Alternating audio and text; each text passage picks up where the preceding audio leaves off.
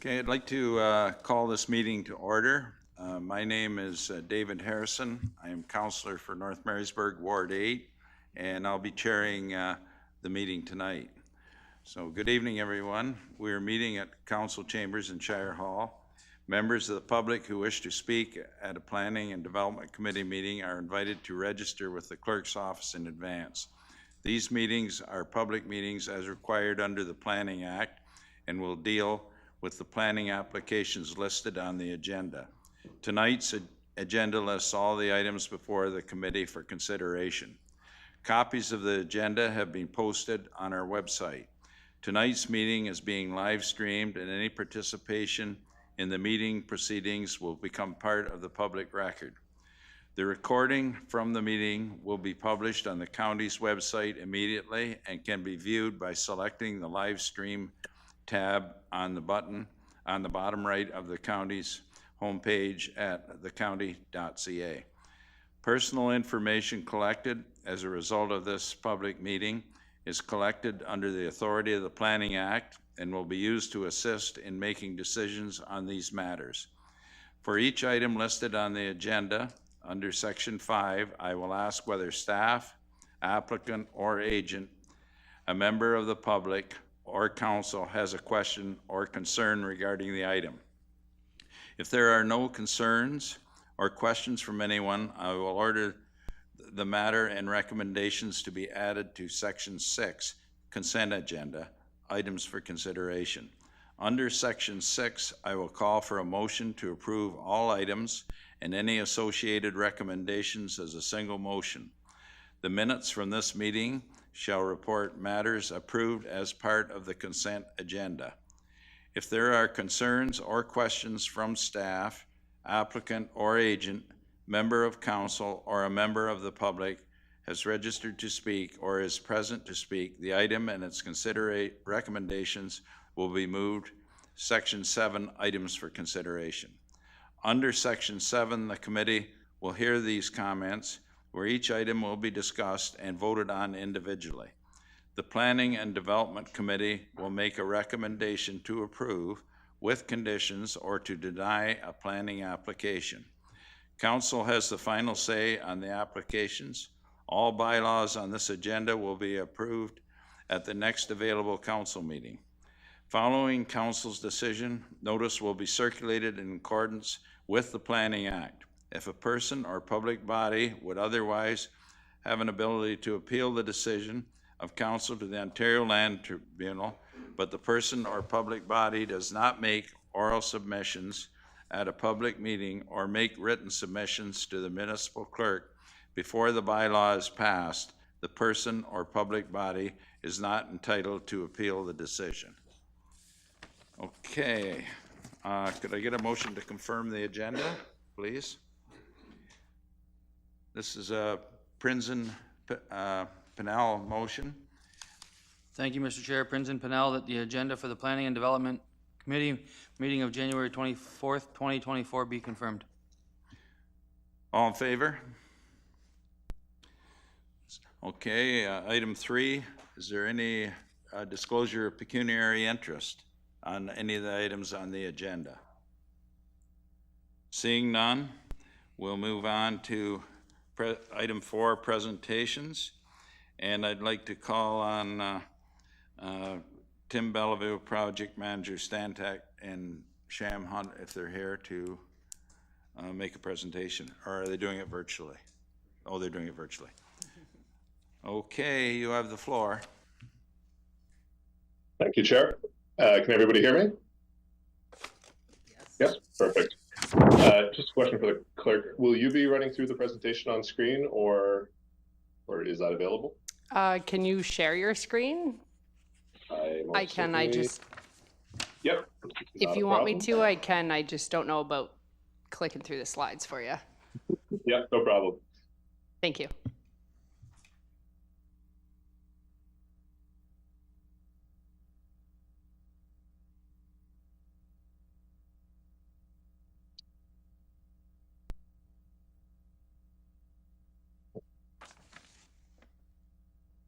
Just trying to get all my screens in order here. Apologies. Can you see that? Yes, perfect. All right. Thank you again, and thanks for the opportunity to present to the Planning and Development Committee. I'm with Stantec Consulting on behalf of the Ministry of Transportation, here to present on the preliminary design study for Highway 62 and County Road 1 intersection improvements. Just a brief agenda. We've gone through a lot of this. We presented to the same committee last summer before a public meeting that we had in June and July. So some of that will be a review of that information. But then we'll get into some of the new information that we've done since that time, which includes evaluating the alternatives that were selected, confirming what the preferred plan will be, and then getting into a little bit of the schedule and how we tend to wrap up this preliminary design study. So again, Stantec's been retained by the Ministry of Transportation to complete this preliminary design and Class EA study. The real purpose of the study is to look at intersection improvements that could include things such as alignments to both the horizontal and vertical alignments, addition of turning lanes, addition of additional through lanes, additional illumination, signalizing the intersection, or providing a roundabout. Just to orient everybody, we're at Huff's Corner here, which is Highway 62 north-south and County Road 1, or Schoharie Road. Everyone's probably very familiar with the area. And as I said before, we're following a Class EA study, which is kind of a prescribed process in the province. So this is a Group B project, which is typical for these types of projects. And at the bottom, it may be difficult to read some of it, but that's kind of the process that we follow from start to end. So we begin with collecting data, generate alternatives. We have a public information center, which is PIC 1. We had that last summer. That was a virtual public meeting. We've now gone through an evaluation of the alternatives that we had developed, and now we're kind of in the middle of that flow chart at PIC 2. After that, we will finalize the plan and then put out a report that's called a Transportation Environmental Study Report for a 30-day public comment period where members of the public, additional stakeholders are able to review that report and provide any comments. From a consultation perspective, we've again been going on with this study for just about over a year now. Been a fair bit of public consultation that we've done. Lots of public notices in the paper around the community. We have a project website that has all of the project information as well. Again, 2 PICs, a lot of Indigenous community engagement. We've had what we call Municipal Technical Advisory Committee meetings, or MTAC meetings.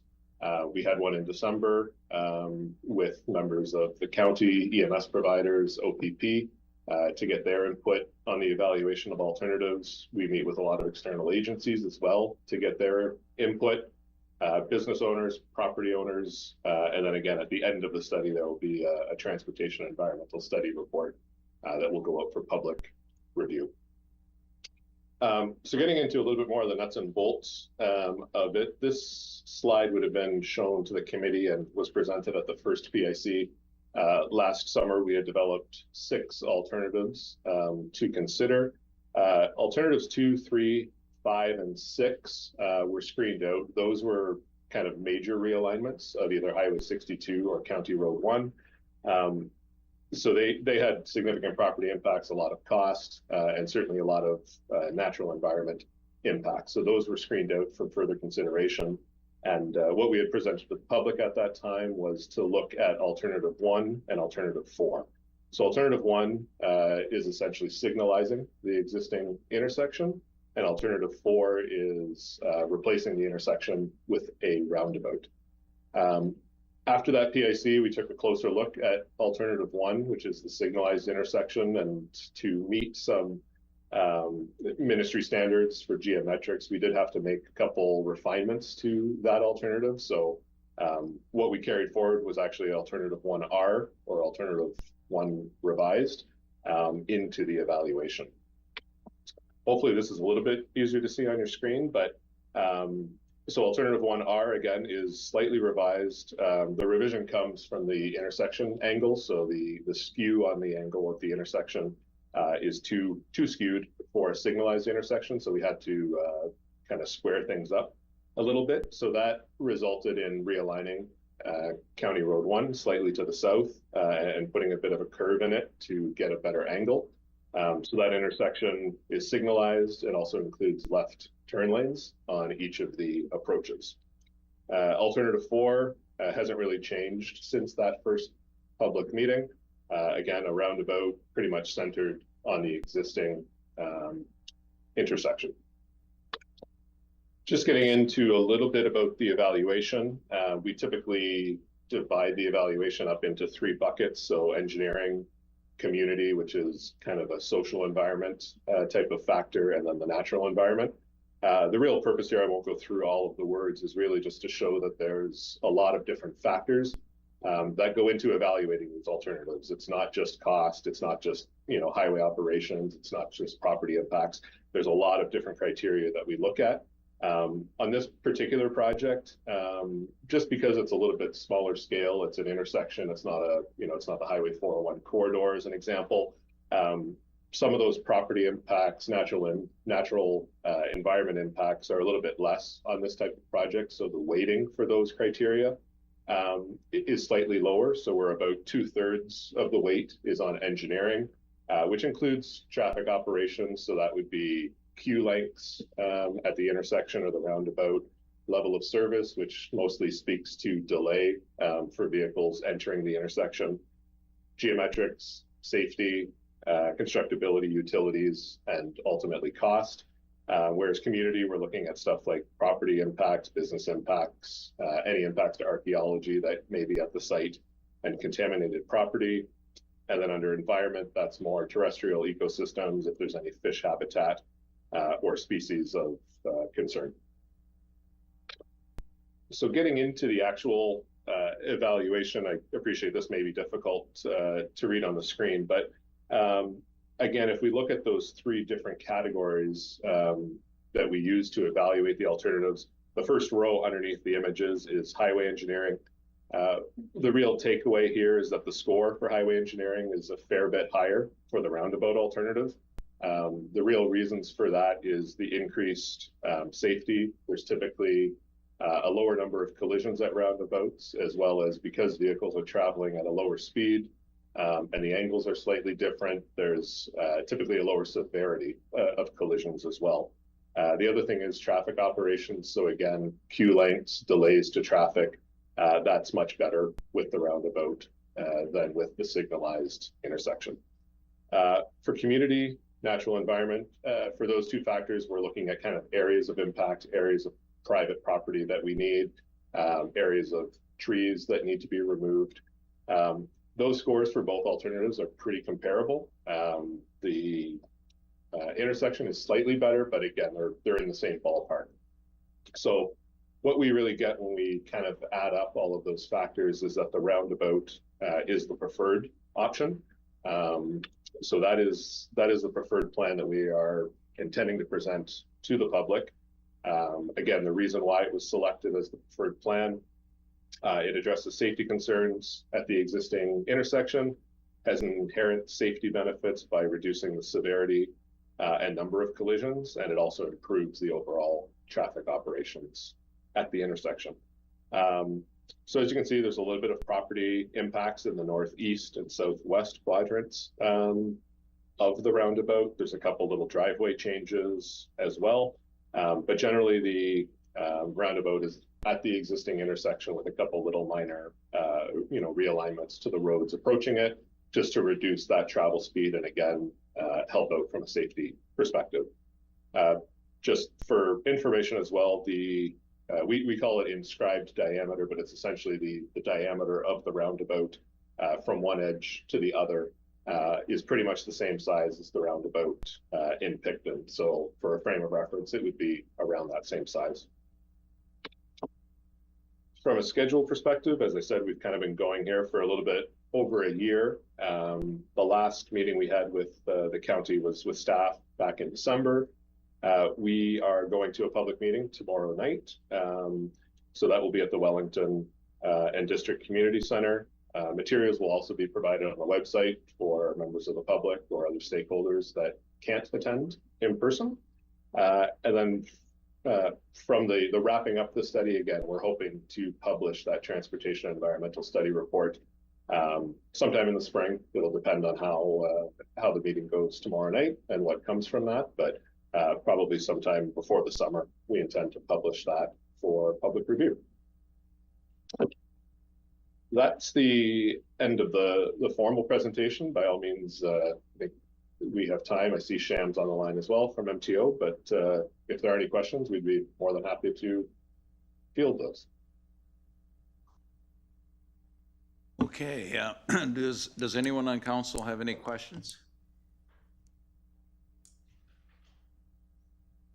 Mayor Ferguson?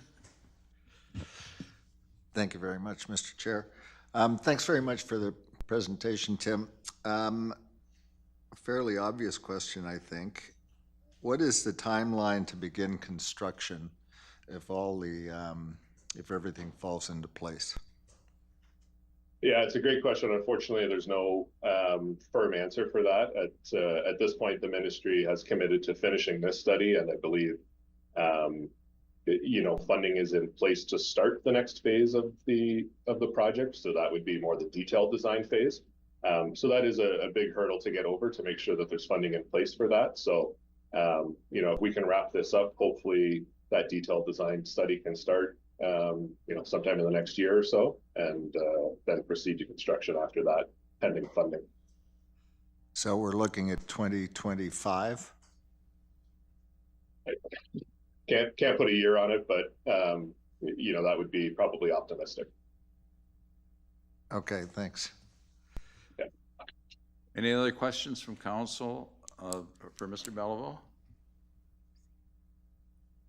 Yes, if possible, Chair.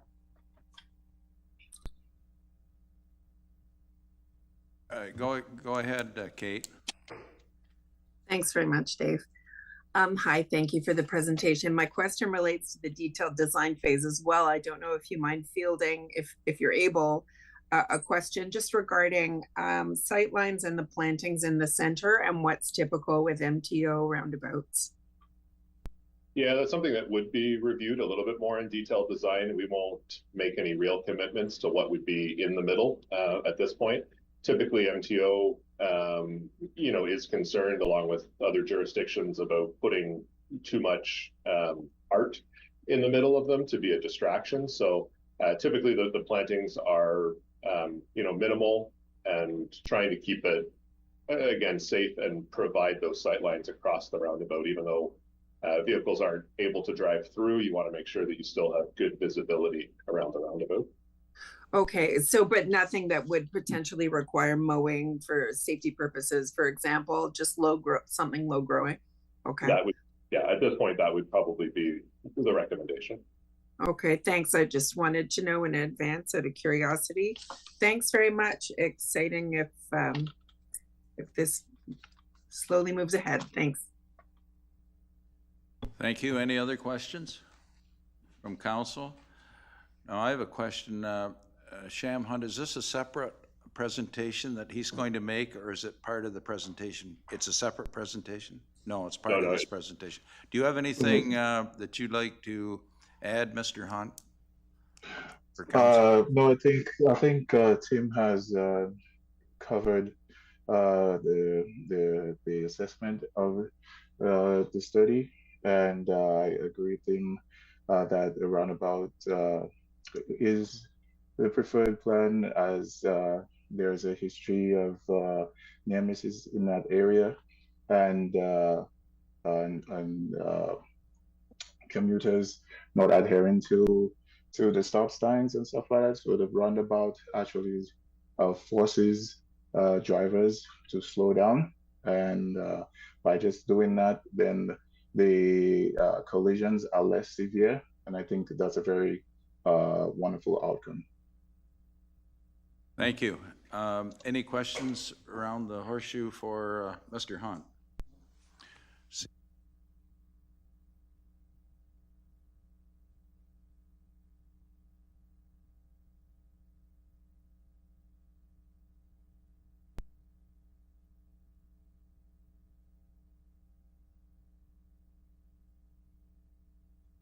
It's, thanks, Mr. Chair, it's a Nyman Prinzen motion that the presentation by Tim Bellevue, Project Manager Stan Deck, and Sham Hunt, Project Manager, Ministry of Transportation, Ontario, MTO, to address committee regarding Highway 62 and Prince Edward County Road 1 intersection improvement study be received.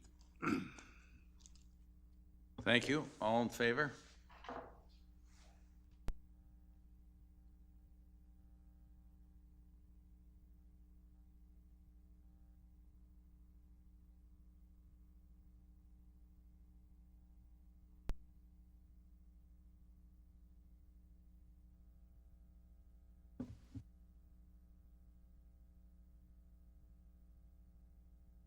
Item 5.1, would someone like to move this and get it on the floor? It's file number 221-23, Sophia Zettler and Trevor Murphy. This is a Maynard Pinnell motion. Thank you, Mr. Chair. That report DS 05-2024 of Development Services dated January 24, 2024 regarding zoning file number Z21-23 be received. And 2, that zoning file number Z21-23 for lands located at 224 Snider Road in the ward of Ameliasburgh be approved. All in favor? No, we gotta.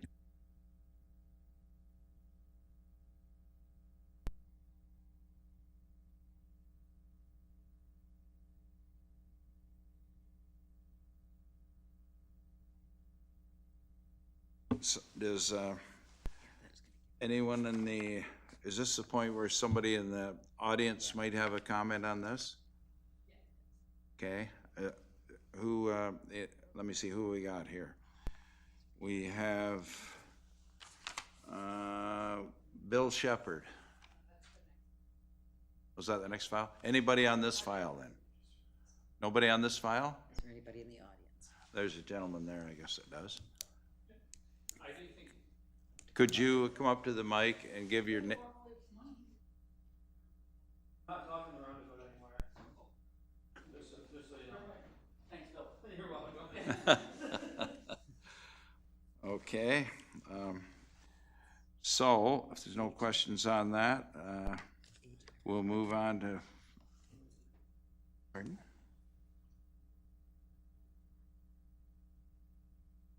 Agent, that, Right. ask if there's an agent that wishes to make comment. I think, Okay, any comments?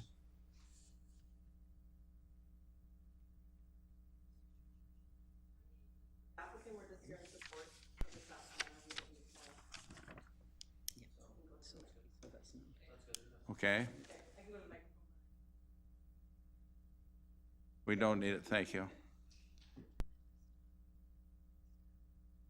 Does the staff have any comments? Through the chair, nothing to add. Now, council? No comments? Let's have a motion then.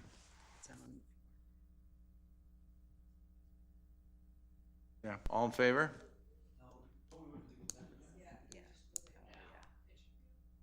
That's on here. It'll go. Oh, okay, we'll move it there then, fine. Okay, the next one is 5.2. File number 13T22501 and Z-22.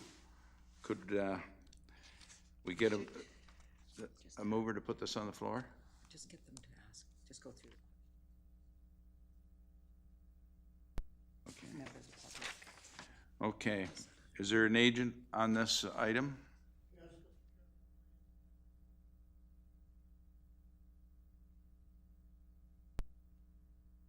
Yes, go ahead and make a presentation. No. Yeah, we're gonna move that one. Oh, we'll to just item move it down? 6. Okay, all right. Okay, when the time comes, we'll move that one on. Now, the next one then would be, is that it, I guess? That's it? Okay. So now we're at 6 and then We're at 6, and they've been moved down to consider as well, okay. Okay, the consent agenda. We have one item, which was the first one. I can read the resolution if you want. Please. Yeah, that item 5.1 as listed on the agenda be approved by consent. Yes. Okay. All in favor? Okay, that passes. Through the chair, sorry, who were the movers and seconders on that one? I was a mover.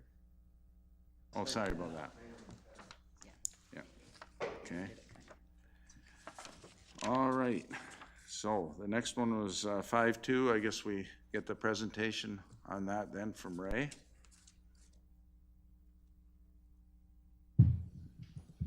Thank you, Mr. Chairman. Get the presentation up here. Good evening, Mr. Chairman and members of the committee. Thank you very much for having us here this evening so I can present the proposal for Lakeside Estates. Wait to get the presentation up there.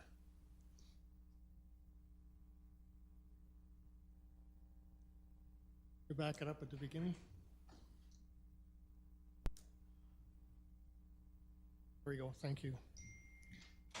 The development objectives here are to have a development that conforms with the provincial policy statement and the policies of the official plan for the county.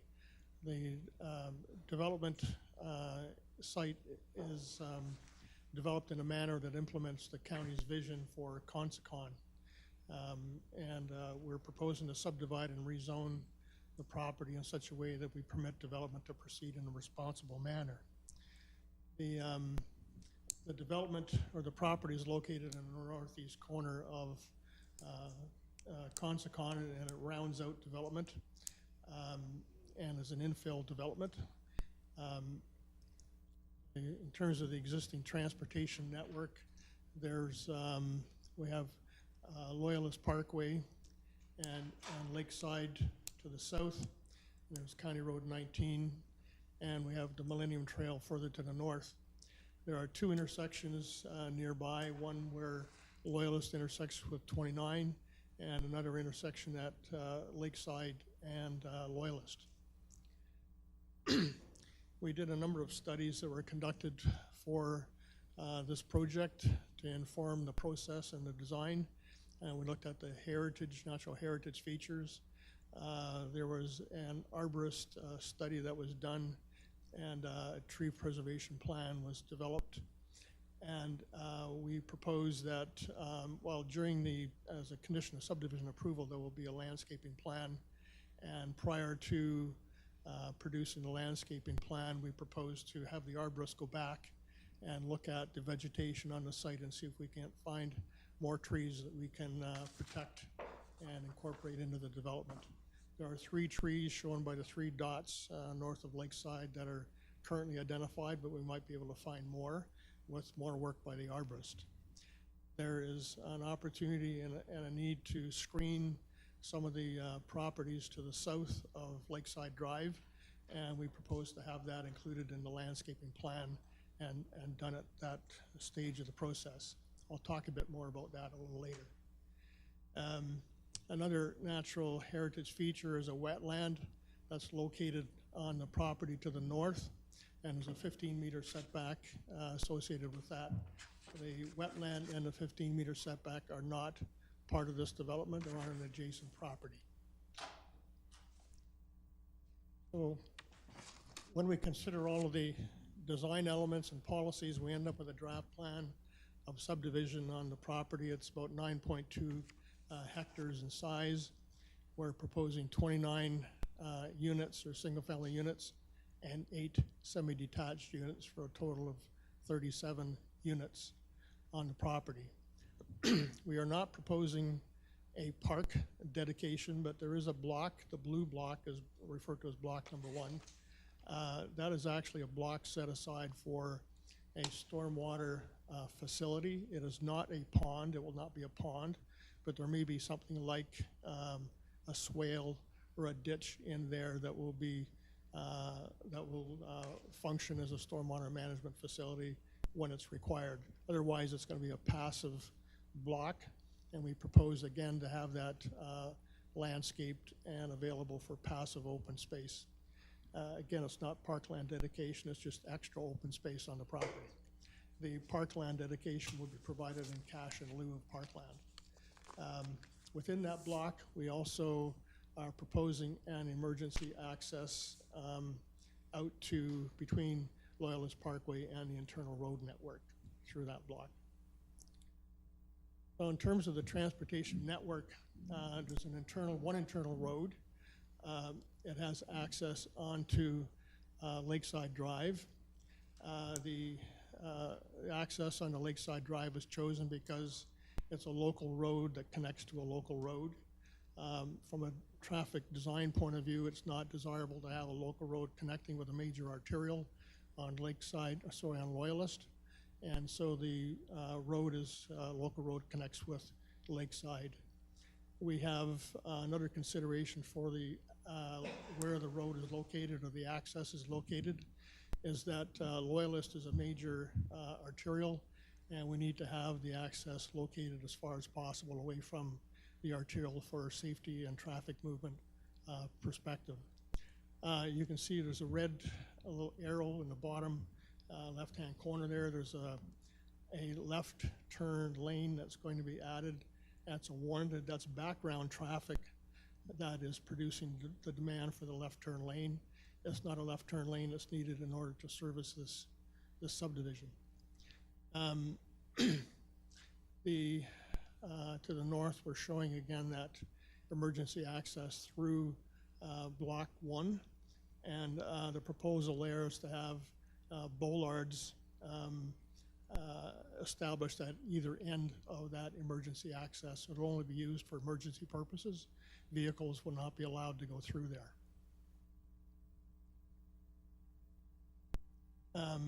We're aware that where the local road connects with Lakeside, we're well aware that there are some existing houses on the south side, and we had proposed that during the landscaping plan, the preparation of the landscaping plan, that we contact the owners to the south, the property owners to the south opposite the entrance, and work with them to provide some screening so that headlights and so on don't shine into those residences.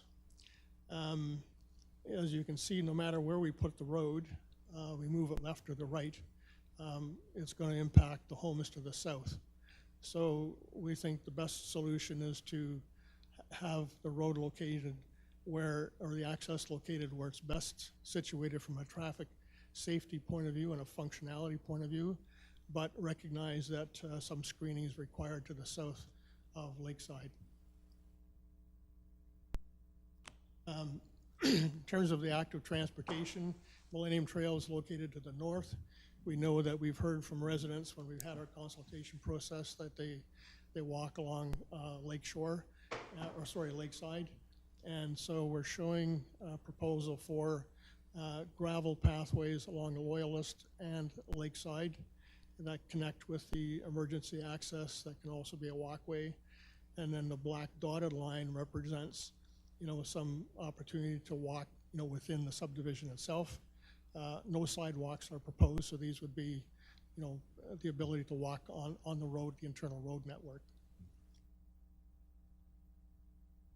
In terms of servicing, we have municipal water servicing this, private sanitary. So it'll be septic systems throughout the subdivision.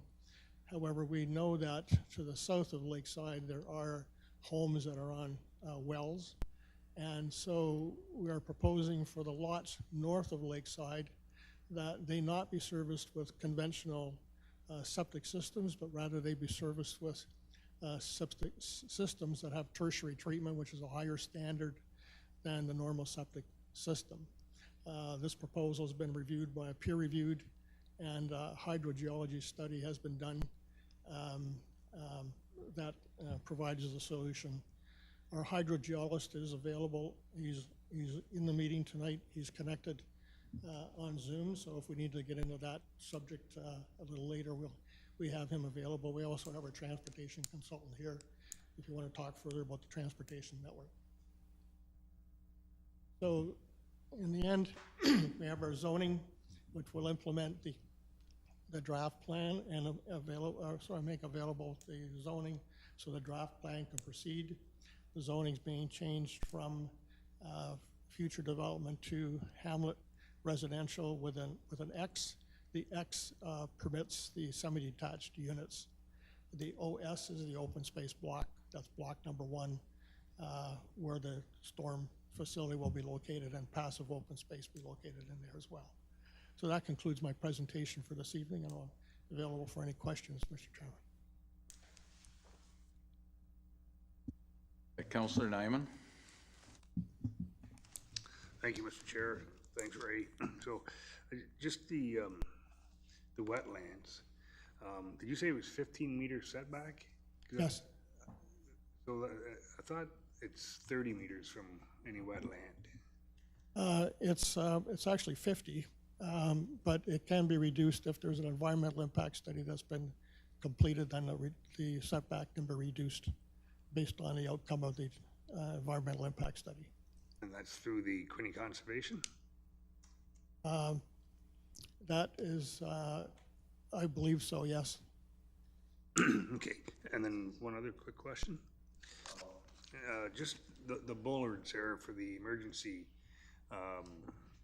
entrance or exit, how are they gonna work? So I see they're in there, but are they removable? I guess they're removable, and I guess the question is, what's stopping a non-emergency personnel from removing them?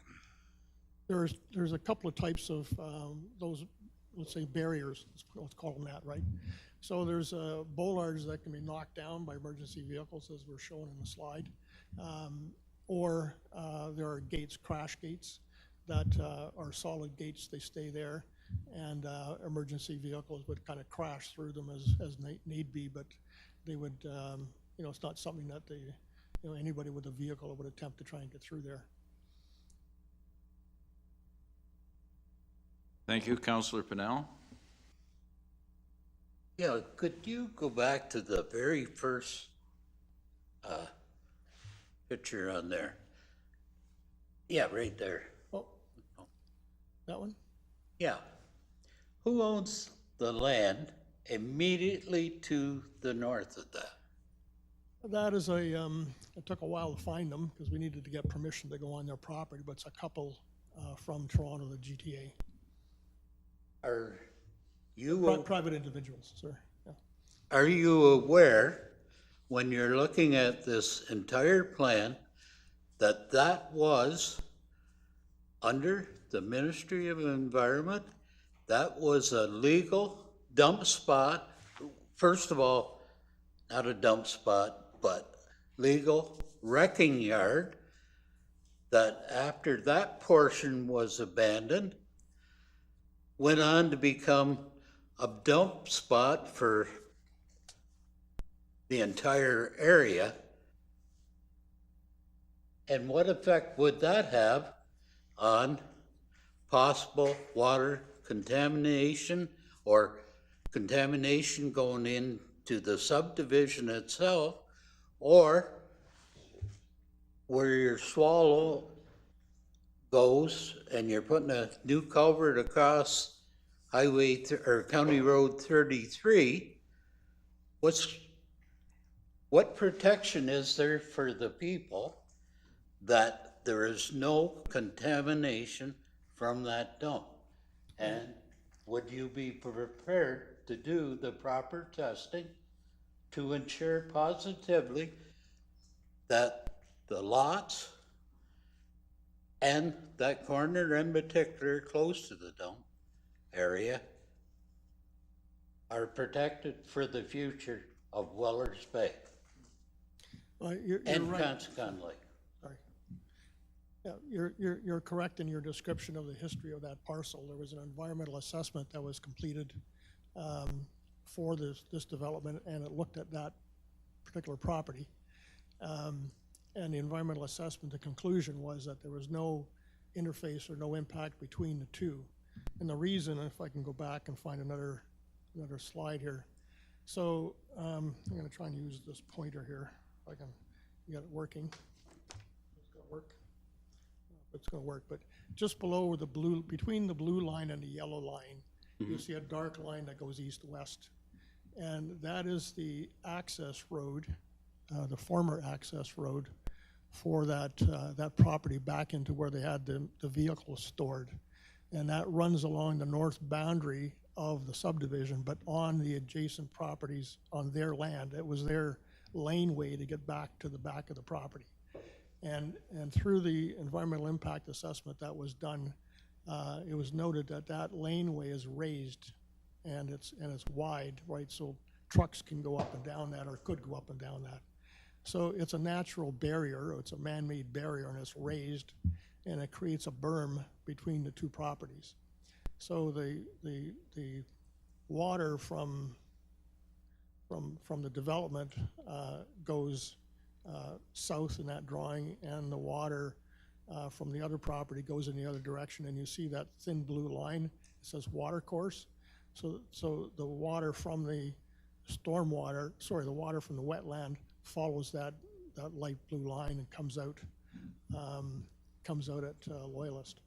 So the two issues, the two properties and the environmental issues on both properties are separated by that raised berm. Follow-up.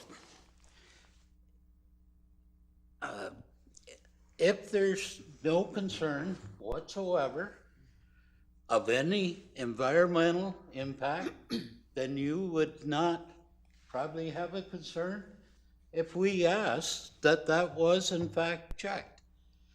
Because I see your routing for the road, and that was originally when it was a wrecking yard.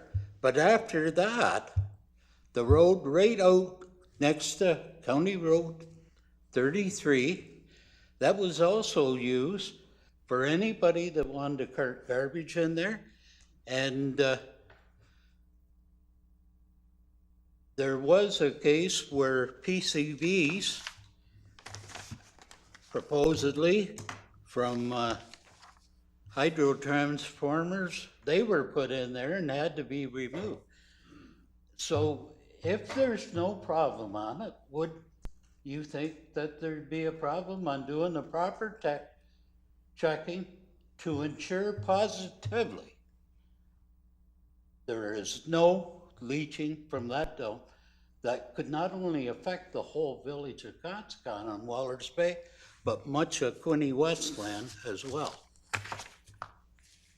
I don't know how we can, I don't know how, excuse me, this landowner, excuse me, my client, can do any studies on the adjacent property and be responsible for whatever solutions may come out of that. You know, that's, to me, that's their issue to deal with.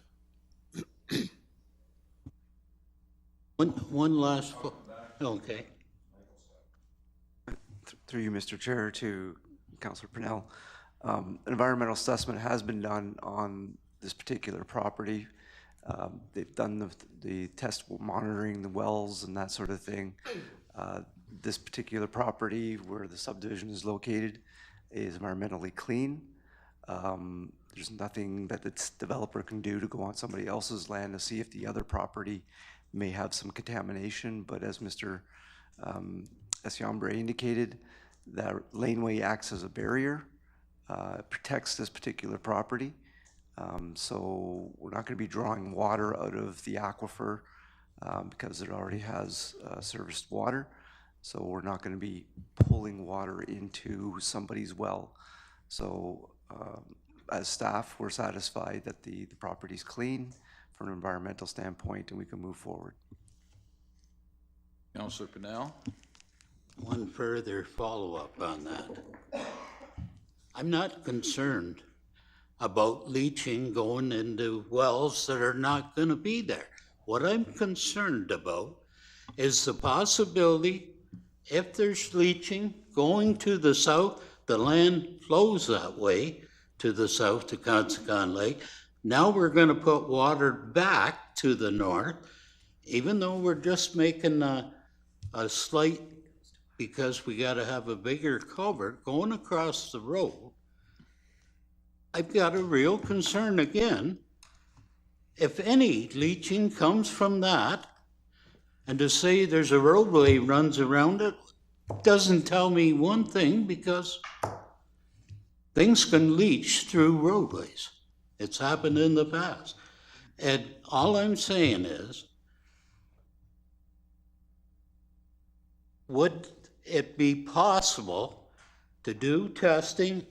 You don't have to go onto that property. I'm concerned about what might be on that one that's heading to Conscon Lake and heading to Weller's Bay.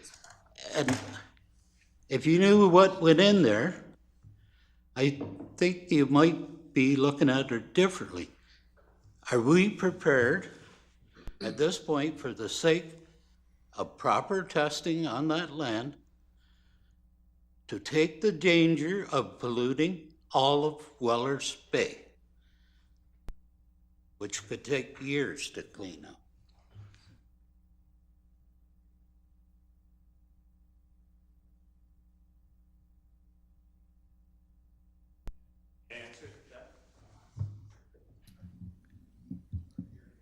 Yes, he's an engineer working for the client, yes.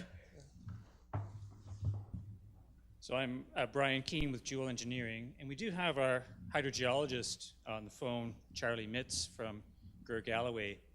And Mr. Mitz has done some test pitting out in this area, and he's also a trained environmental engineer as well. So he is observant of the soil samples when they come out. And if there is some contamination, there's usually a smell or an odor that you would see. So he would have seen that during his testing. The other thing is that the groundwater moves to the northwest in this site. And you see on the earlier slide, the homes that were fronting along Lakeside, that part drains south, but the rest of the subdivision drains to the northwest. So the surface and then the groundwater also in that direction. So Mr. Marchi's land drains toward that environmental land, not the other direction, both in ground and surface. So there's no real risk to Mr. Marchi's land, this subdivision. The existence of that site, if it does have still bad contamination, wouldn't be connected to the development of the subdivision. And the development of the subdivision cannot mobilize any contamination on that property because it has really nothing to do with it. So if there was a concern about the contamination of that property, it would be lands west and north. So those would be the lands that would be impacted. And if the environmental study that was done on those lands said action needed to be taken, then that would be the action required on the part of that landowner. Yeah.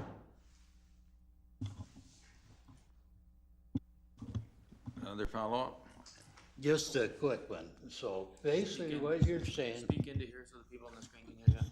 basically what you're saying is you would justify your career on the fact there's absolutely no contamination there. And if you do that, that Point of order, Mr. Chair. That's way out of line. Yes.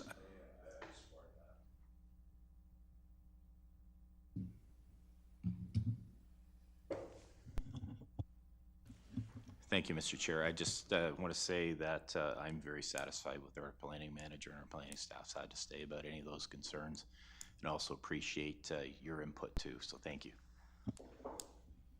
Thank you. Janice? Yeah, I've studied this since it first came along, and I as well am satisfied. I think, I just have a question, and maybe Brian can. Was there any test wells done on any of those? Like, I know that pit and even into the village, maybe not associated with this particular application, but there have been, do you know when they were doing those, looking at the water and which way it drained, whether there was any test wells that they noted? Yeah, is Charles logged in?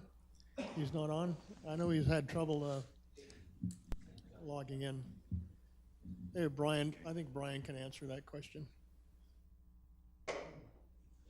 We've done some test Go ahead, bidding. you have the floor, yes. Pardon me. You have the floor for the moment, go ahead. We've done some test pitting to look at the water table. We're actually going to do more wells as part of the detailed design. So we'll know a little bit more information about the water. We're going to be testing, make sure there's no interference with other wells. So that work has been done in a preliminary state to bring us this far. And then during detailed design, more work will be done on the hydrogeological questions that everyone has. So it will come out, obviously, if for some reason there was some mysterious material on site, we'd find out.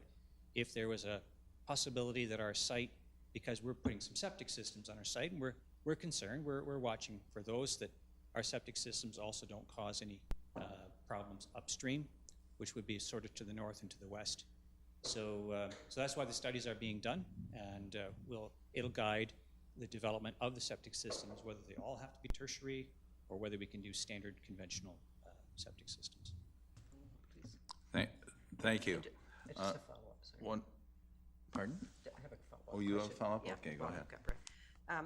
And I know there was a question about the setback. I don't think that particularly was a Quinte Conservation thing, but just, that is not a provincially significant wetland, right? That's just a low area, like it shows there, like it's a pond, but it's really, it's just a wet area and not provincially significant, which helps in the mitigating the setbacks. Indeed. The size of the wetland goes into the environmental impact study. They look at different flora, fauna, the level of impact of the wetland. It's been highly impacted. So the biologists present a report and recommend how much protection that would be required. And the Conservation Authority reviewed that, and staff also had an opportunity to contribute to that. So the experts on the wetland side, they all agreed that that was a sufficient setback to protect that wetland. It's very low interest, as you pointed out. Thank you. Councillor Brandenhurst? Thank you, Mr. Chair. My question, I guess, goes to, it's nice to have an environmental consultant speaking right now. My question goes to about Quinte Conservation and the report that they gave, specifically when they outlined that on page 4 out of 5 of their report, page 58 of 149 on our document and package. So they say such areas do not provide significant protection for the groundwater from activities near the surface, such as subsurface sewage disposal systems. A portion of the property was also identified as requiring nitrate loading calculations. Such calculations were not provided. And later on, on the next page, so 559 of our package, 5 out of 5 of their package, they also say an assessment of the potential for impact of septic systems on the local surface water features were provided. However, additional detail regarding these calculations, i.e. plume area reference for phosphorus retention capacity as well as phosphorus concentration in sewage effluent is required.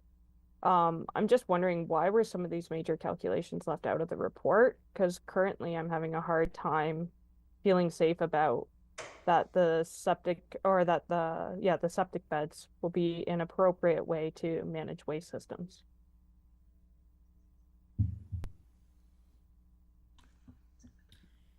I am speaking on behalf of Mr. Mitz, who's not here, so he is the specialist that will be signing his name to those answers. However, I'm a practitioner in the field, so I understand a little bit about it. So the septic systems do attenuate nitrates, and the Conservation Authority did have a difference of opinion with the early stages of it. It did go to further peer review, and through the peer review process and the Conservation Authority process, they did agree upon a path forward on how they would analyze this, which has led to the further investigations that the hydrogeologists will be doing throughout the detailed design. to decide whether all of the septic systems should be tertiary or which ones should be tertiary. There's a big jump in cost and also effort for landowners to go to a tertiary system. So the standard system may very well be sufficient. The numbers will show when the hydrogeologist completes his report. He's going to go through a full season of testing on this. So it does take some time, and the county peer reviewers and our consultants were satisfied that this is a very acceptable approach and certainly very safe. So there's, I think, the council is looking for some assurance. Yes, the assurance is there during detailed design that this will be looked at. And thank you. Are there any other questions from council, either virtual? Oh, okay, Councillor McNaughton. Thank you. I'm grateful for Councillor Branderhorst's question, and mine all followed the same the same line. Looking at page 49 of that assessment, it's the recommendation that the consultant advance shallow monitors to delineate those areas. I think that's what I've just heard you say, that will be done, that there will be a very detailed look at which areas are suitable for what type of system.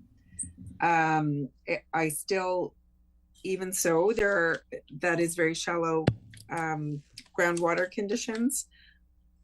So I do just want to urge that if this goes forward, when the conditions are signed off on, that our engineers are looking very, very closely to ensure that every rock's been looked under to make sure that we're protecting Wellers Bay and Consacon Lake with great vigor. These are precious water bodies. And also, just to follow up, Ray, I thought you said that there had been a tree management or a preliminary tree management plan. Did I hear that? Yes, excuse me, an arborist did do an arborist study, and a tree preservation plan was produced. Thank you. And there's going to be another crack at it in conjunction with our own tree preservation policy? Yes. Tree protection policy? Yes, so we did the tree preservation plan, the arborist report initially, and then when we had consultation with the neighbors, it was, they weren't satisfied with, the 3 trees that were identified near the road at the front. So so we're proposing that before we do the landscaping plan, that we send the arborist back out again and see if we can find, more trees that might be incorporated into the development. So yes, the arborist will be going back out and doing more investigation on that. Okay, well, I appreciate that vigor and retention of any valuable trees. I didn't, because I didn't see anything, maybe I missed it. I didn't see if there were any endangered species such as butternuts identified by your arborist. Were there any? I don't recall the details of, the specific trees. I know she did an inventory, but she's going to go out and back and do a more detailed inventory before we get started. Okay, thank you for that information. Because of questions like that, right? So people had questions about and they had more detailed questions, so we're just going to send the arborist back out and do a more detailed evaluation of that. Thank you. Just one final comment, if I may, Chair, just very briefly. Yes, go ahead. Thank you. With those urgings to be rigorous with our tree preservation and protection policy management plan, and with urging our staff to ensure that the lake and the bay are both vigorously protected when it comes to those septic systems, I would also urge that oh, I forgot what I was going to say completely.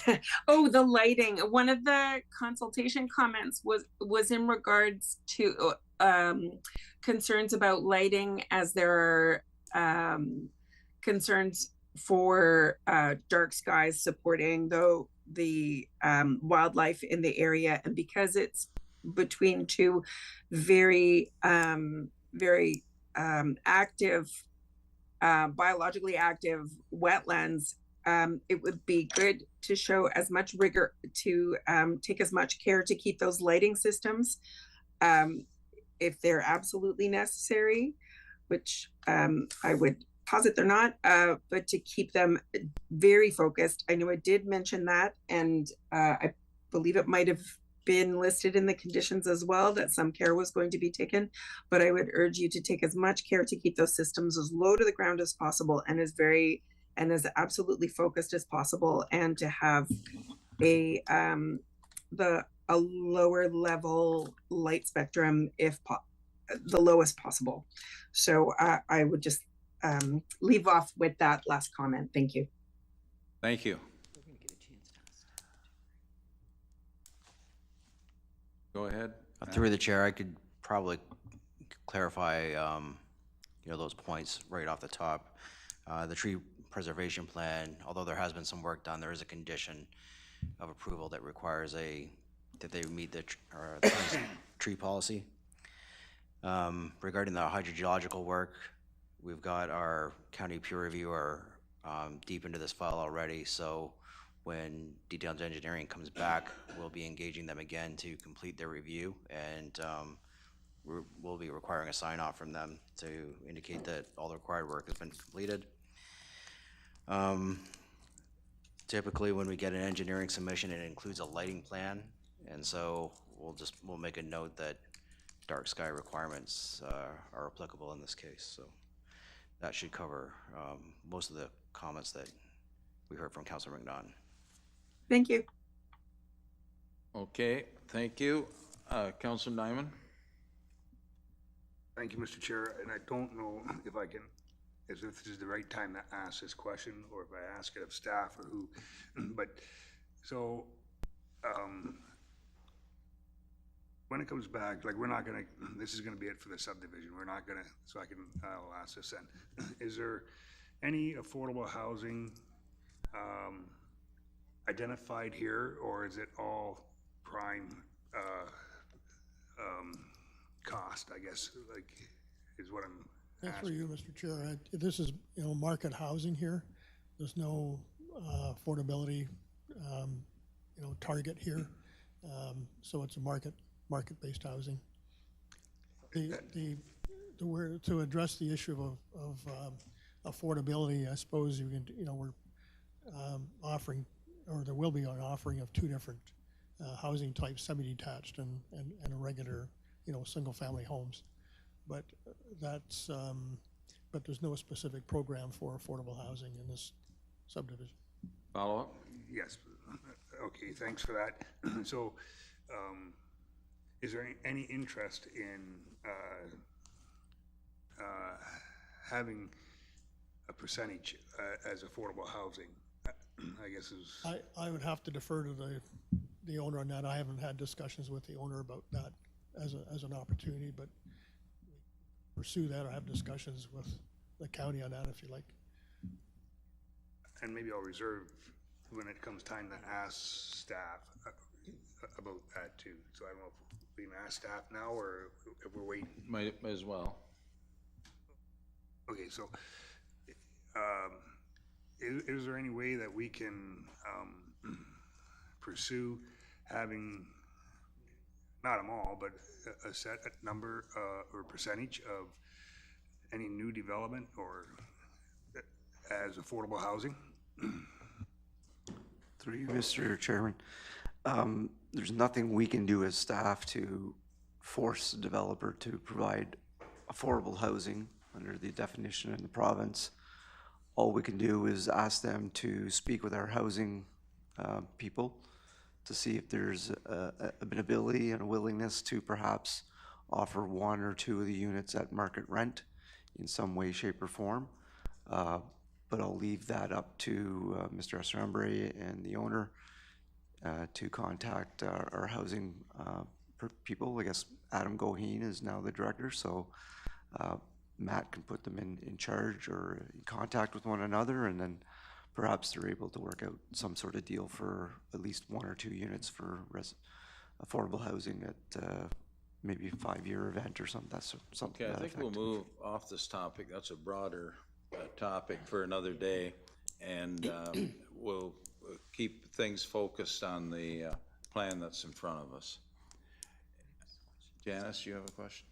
Yeah, I have a question for staff. So this is a draft plan of subdivision, correct? So they still have a lot of work to do to finish up their all the recommendations that have been put forward, correct? Yeah, they're Yes, that's correct. yeah, and regarding, and I know, and I understand people's concerns on the environmental conditions, but it does, because it's draft and item number 36, it says final approval, the owner shall demonstrate how all recommendations, prevention, mitigation, and restoration measures noted in the EIS have been incorporated into the final design. So that is then staff's responsibility to make sure that any of the concerns that were maybe raised, you know, by the Quinte Conservation Letter or anything, or the tree, all of that stuff they have to make sure that all of that stuff is completed before they would be considered for final approval.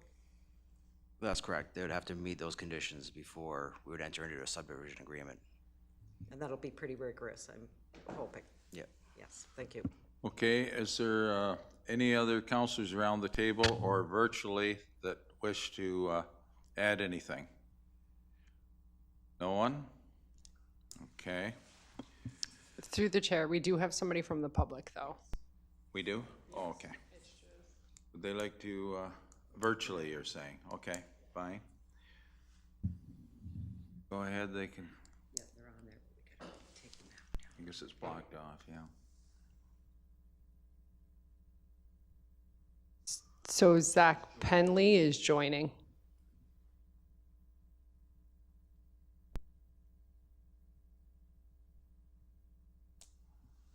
Okay, go ahead, sir. Can you hear us? That's you, Zach. Yeah, yes, I can hear you. Go ahead. Ask your question. Sorry, I'm to speak now? That's correct. Okay, thank you. Thanks everybody for your time and allowing us to join here. I am a resident of Lakeside Drive, one of the homes that's going to be directly impacted to the south of the proposed subdivision, and me, as well as all of my fellow residents on Lakeside Drive that are in the immediate vicinity, are very concerned about the configuration of the roadway that will direct all traffic onto Lakeside Drive. We have reviewed the planning submission documents, and we want to make it clear that some of the statements around public consultation that indicated that an entry or exit onto Lakeside Drive was preferred, that's not the case. If you were to canvass any of the Lakeside Drive owners, no one is in favor of having that traffic flow onto Lakeside Drive.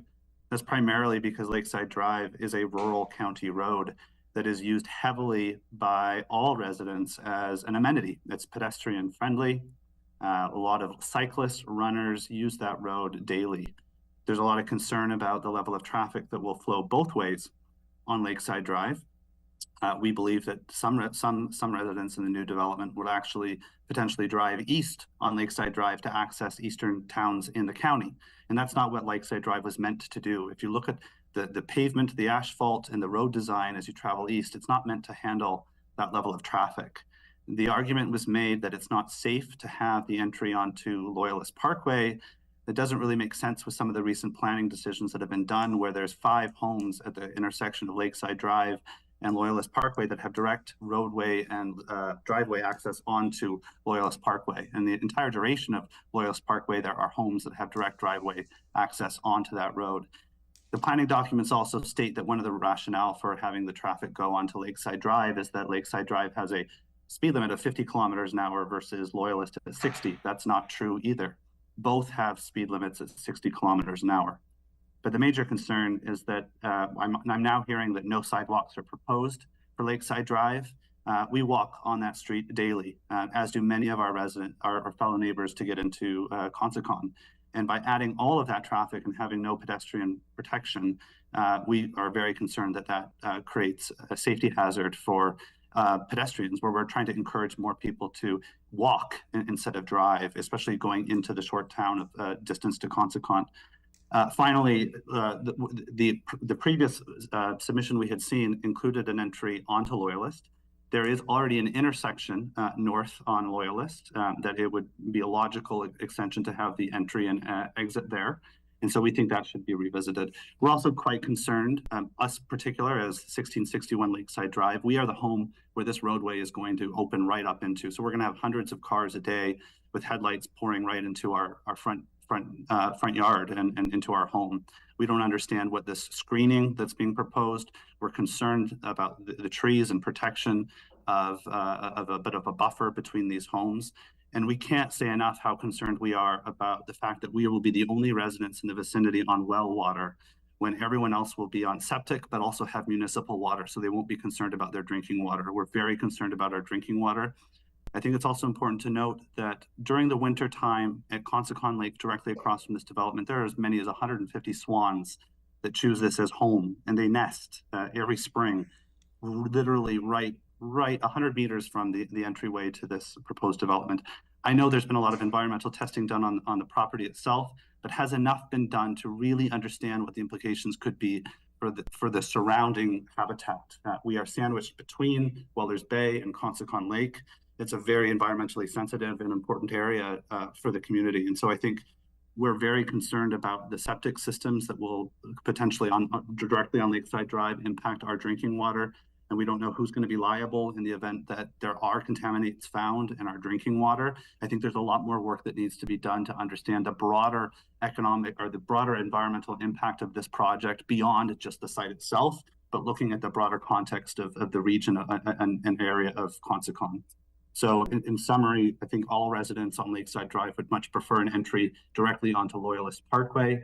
And if it was to be on Loyalist, I think sidewalks are a must.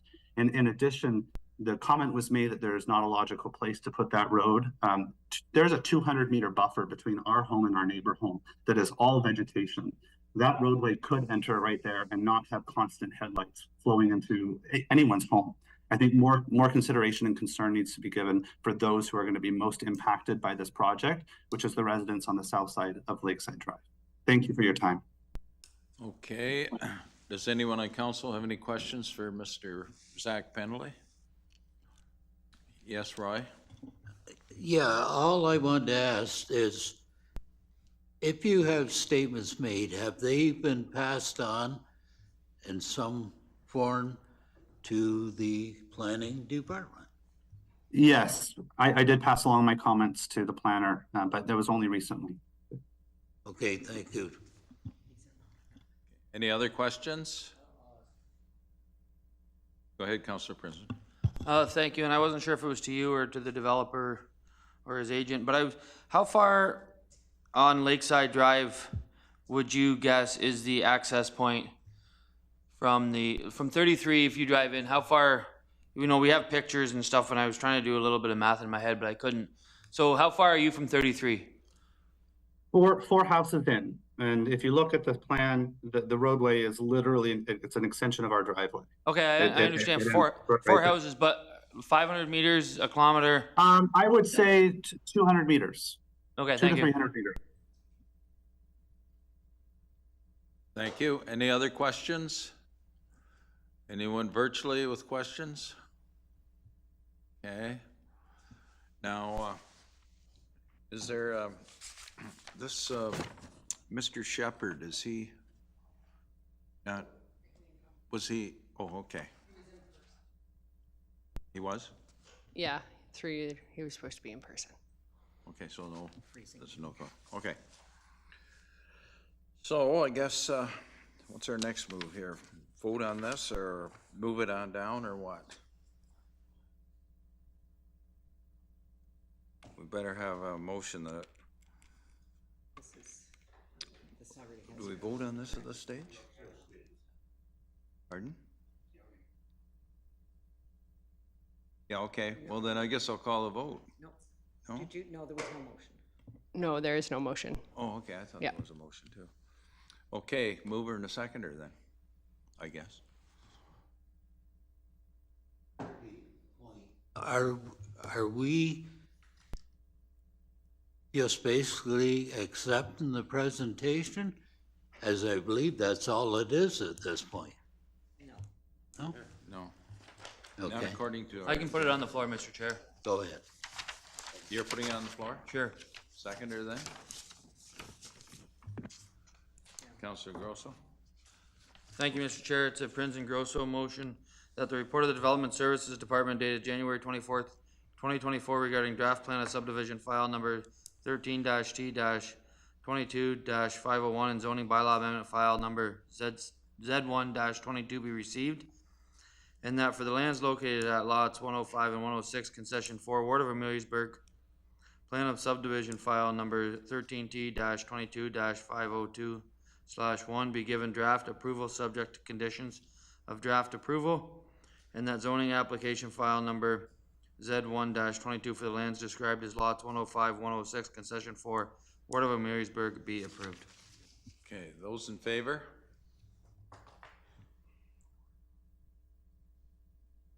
Okay, that carries.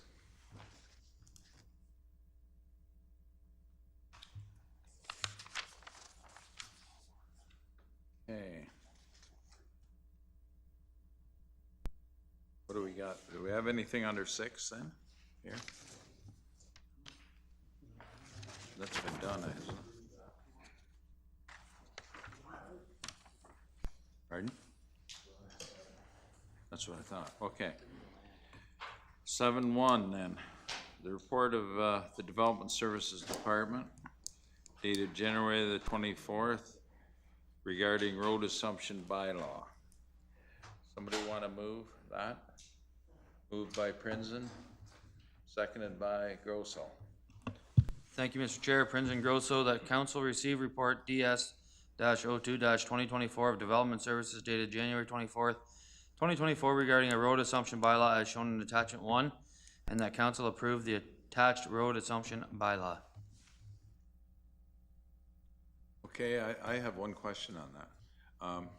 How far back does that go? There's quite a list there. Yeah, so through you, Mr. Chair, I haven't done a thorough enough review of how far they go back, but it's a number of years of collecting road widenings through consent applications and other various applications in the planning department. So it's a bit of a catch-up. That was something that we haven't been able to get to over the last few years. So indeed, it's fairly lengthy. As development has kind of slowed down from a consent point of view, where a lot of these are generated. In the near future, we'll be much more diligent in bringing forward such a bylaw to this committee and council. So this is basically a catch-up in big ways. Correct. Okay. Nice to get caught up. Clean up, yeah. Thank you. Those in favor? That carries. I had a question. Oh, Oh. you know what? Call me tomorrow. I'll call you tomorrow. Thanks. Okay, that's dead then. Okay, what do we got next here? The items approved, let me see here. Items approved for under delegated authority bylaw 98/2020 for planning matters. Could I have a mover on this? Boy, you're a regular. He's a good reader. I'll switch this. Prince and Maynard. Thank you, Mr. Chair. Prince and Maynard motion that the items approved under delegated authority bylaw 98-2020 be received for information. Any questions? Those in favor? That passes. Thank you. And then we've got this motion that usually, Councillor Branderhorst, do you want to make this motion? Seconded by Councillor Prinzen, that this meeting now adjourn at 8:20. Thank you, everyone. All in favor, yeah. Next time, I'm just gonna ask for who's opposed.